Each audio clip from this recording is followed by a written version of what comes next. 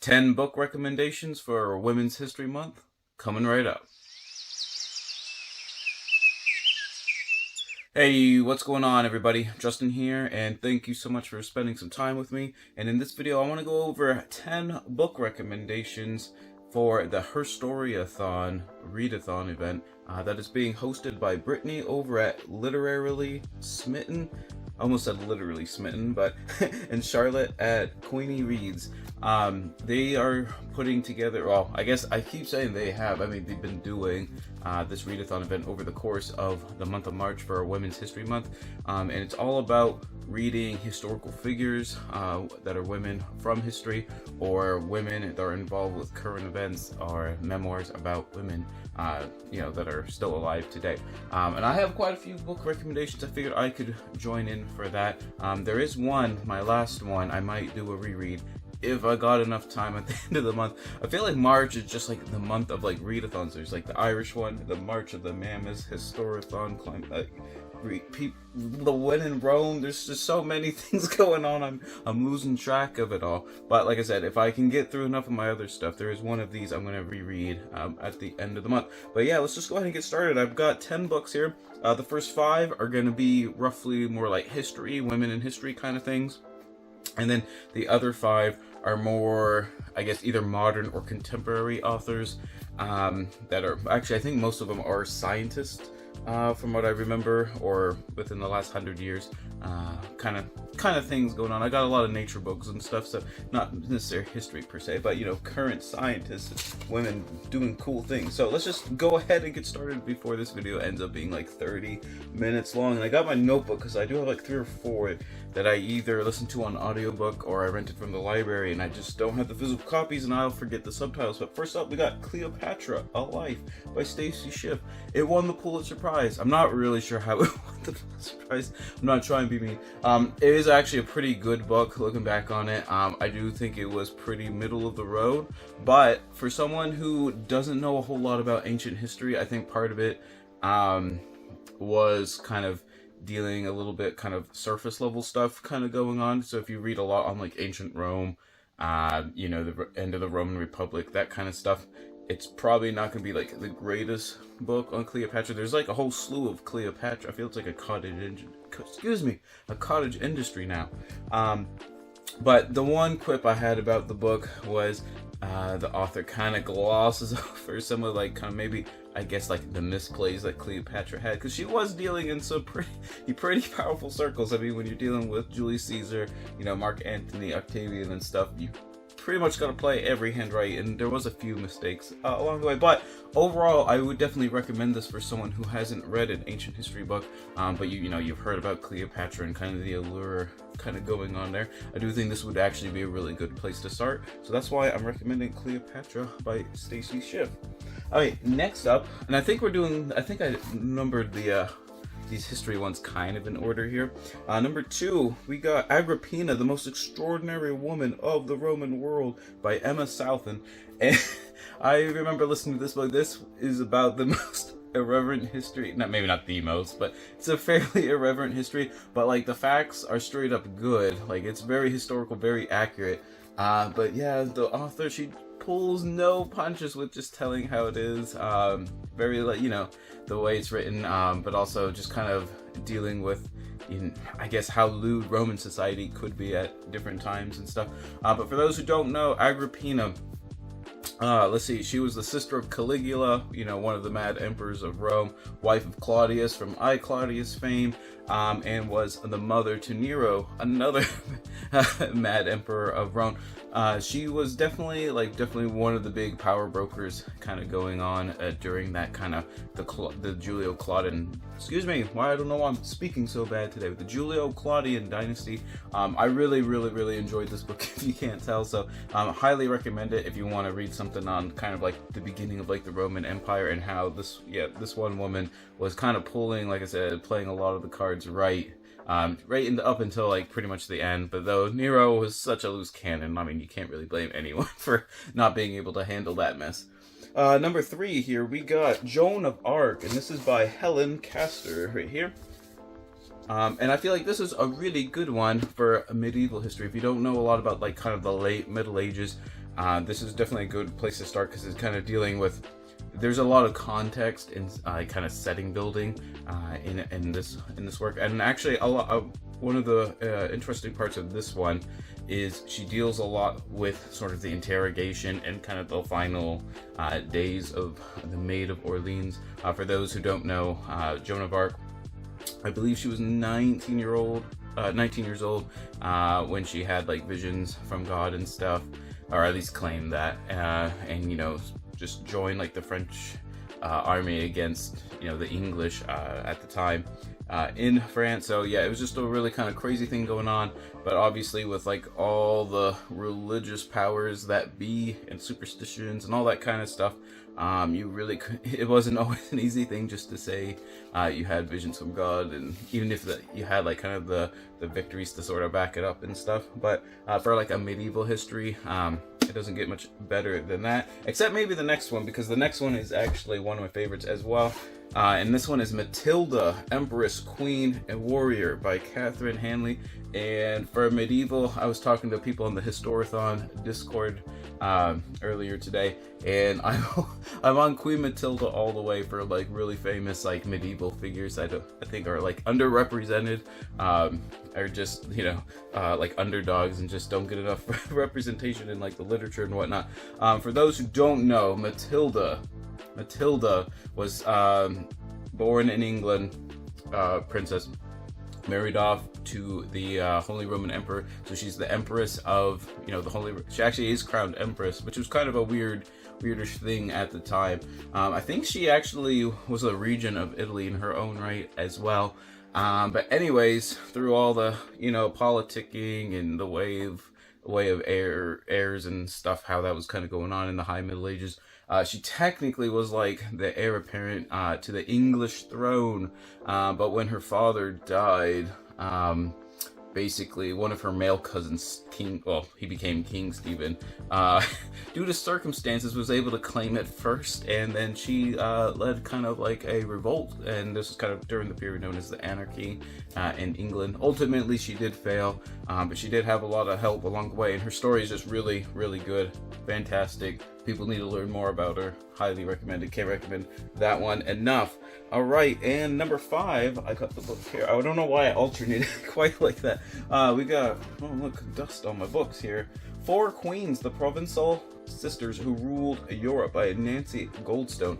And this, as you can tell from the title, apparently my cat was like sleeping on this book, is all about, there's the Count of Provence, and he had 4 daughters, and each of them became a queen in a different like part of Europe during the High Middle Ages. Let's see, it was Queen of France, Queen of England, Holy Roman Empress, and I think a Queen of Sicily. The author does a really good job of building the context of just like how connected everyone was in this day and age in the High Middle Ages, but also bringing up how like the different sisters were all unique in their own way. They all had different personalities. One was definitely a much more of a go-getter than some of the other ones.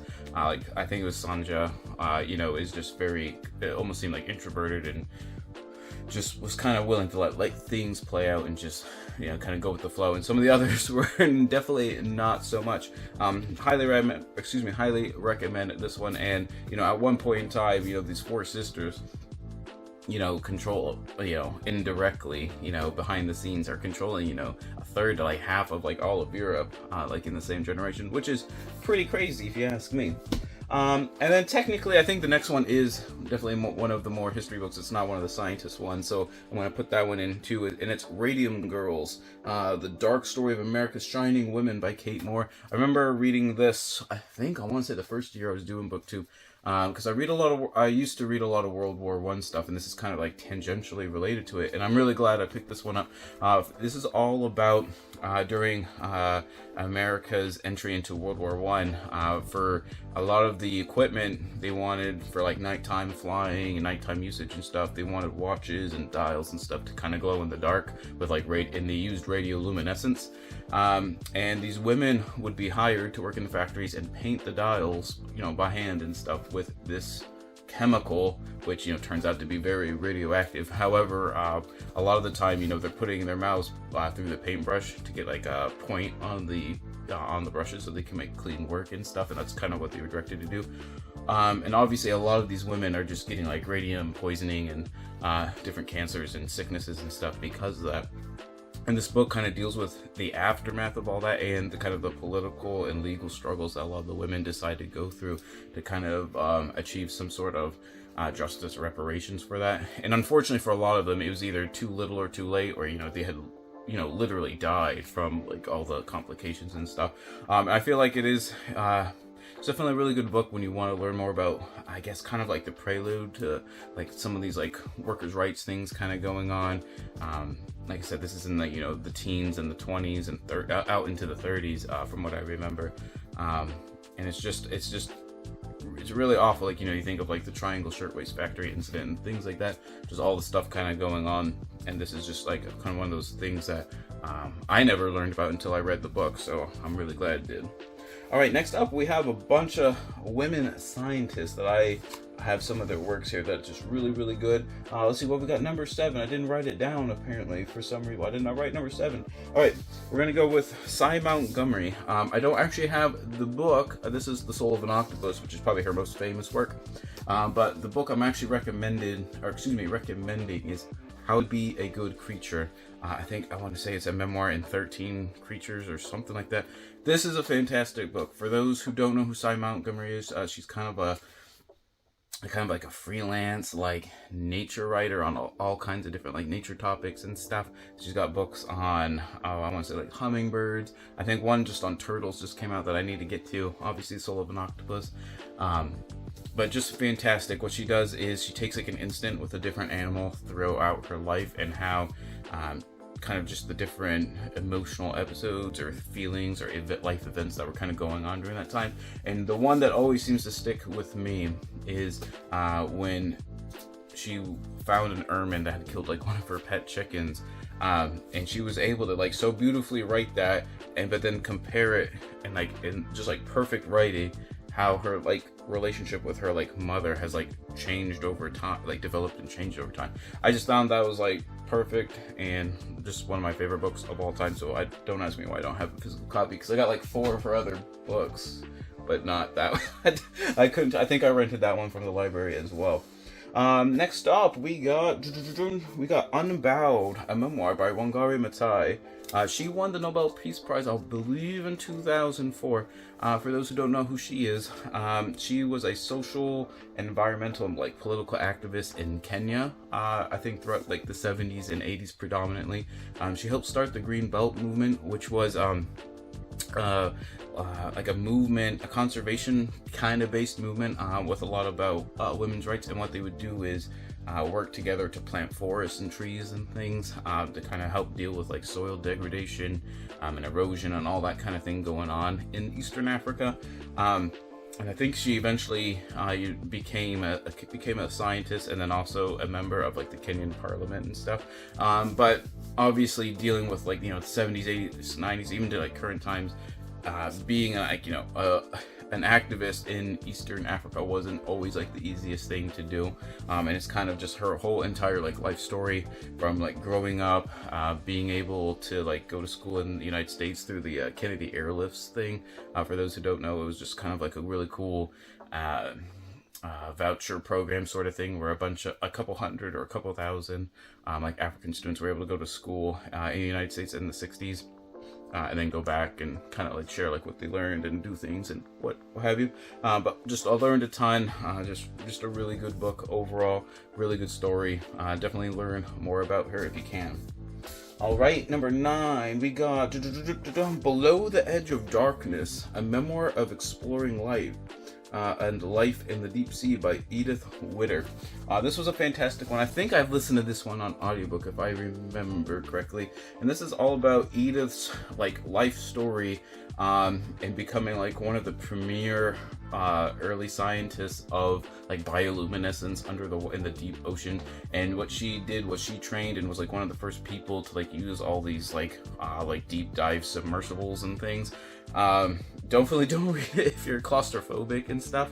But it was just really interesting learning like how those worked, how you got the training for it, kind of the different kind of sketchy like operations some of them had with like leaks and things like that.